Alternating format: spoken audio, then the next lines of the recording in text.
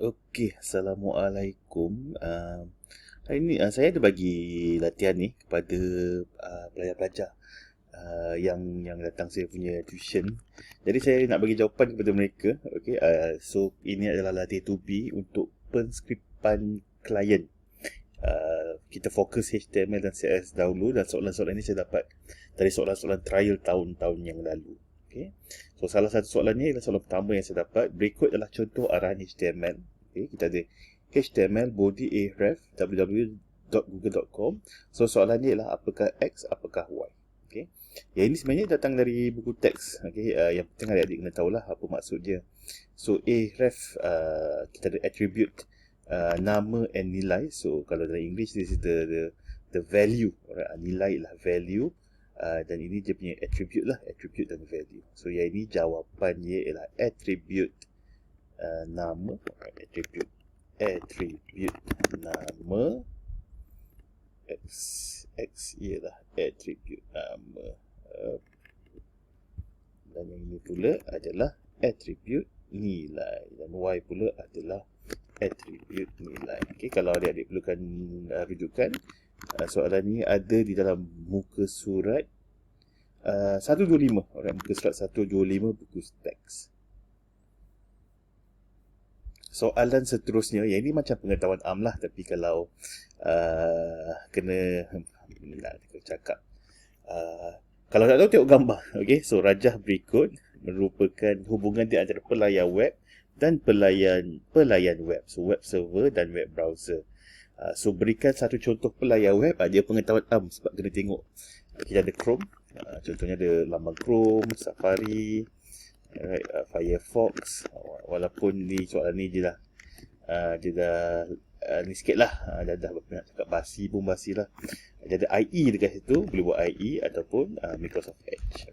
Ini antara jawapan yang boleh diterima untuk soalan ini. Okey, soalan seterusnya adalah berikan satu contoh penskriptan pelayan. Ini kalau yang buat projek tu mesti ada buat lah. Kita gunakan PHP, Python pun boleh, Java pun sebenarnya adalah penskriptan pelayan. So ni PHP, Python. Jawab PHP. Kalau nak senang jawab PHP. Tapi selain PHP, ini adalah contoh-contoh bahasa penskriptan pelayan yang lain. Alright, which is web server. Yang ini lengkapkan. CSS ialah singkatan bagi Cascading Style Sheet. Itu maksud CSS. Okay. Kalau soalan macam ni keluar, dia kena tahulah. Contohnya HTML. Apakah maksud HTML? CSS apakah maksud dia? Ini kena tahulah. Kalau HTML, maksud dia ialah Hypertext Markup Language. Itu HTML. Kalau HTML saya taklah saya tulis dah. In case kalau soalan tu keluar, right? HTML maksud dia Hypertext Markup Language. Okay. So apakah fungsi CSS dalam membina laman sesawang? Ya, ini saya selalu, ini kalau siapa yang dah pernah buat topik dia dengan saya, keywordnya adalah style dan gaya. Right? Untuk membina style dan gaya, membina style dan gaya sesebuah laman web, sesebuah laman sesawang. Okay. Itu adalah fungsi CSS. Okay. So kalau ada, ini soalan kalau dia tanya pasal CSS, okay, macam mana pula kalau dia tanya apakah fungsi HTML, apakah fungsi JavaScript? Macam mana dia jawab? So untuk HTML, dia punya kata, ini dia punya yang dia punya point ialah style ataupun gaya. Right? Tapi kalau HTML, dia punya keyword adalah struktur, membina struktur sesebuah laman sesawang. Itu keyword untuk HTML. Fokuskan kepada perkataan struktur. Okay. Dan kalau yang apakah fungsi JavaScript? Sebab dia kalau komponen penskriptan klien, jadi 3 elemen, HTML, CSS dan JavaScript.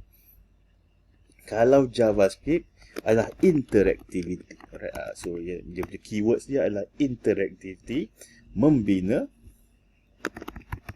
interactivity sesebuah laman sesawang. Kalau ni boleh bagi contoh lah. Alright, contohnya button ditekan,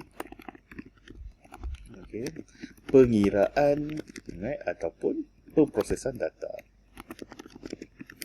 Okay, ini kalau dia bagi contoh boleh lah. Kalau CSS tu contohnya ubah warna tulisan, saiz tulisan dan sebagainya. Okay, so ini adalah keyword-keyword yang perlu ingat. Kalau keluar soalan definisi macam ni tak boleh salah. Sebab dia keyword dia hanya perlu ingat saja yang kalau CSS style, kalau HTML struktur sesebuah laman web, dan kalau JavaScript interactivity. Ini soalan negeri Perak. Okay, ini soalan negeri Perak. Rajah 12 soalan trial negeri Perak.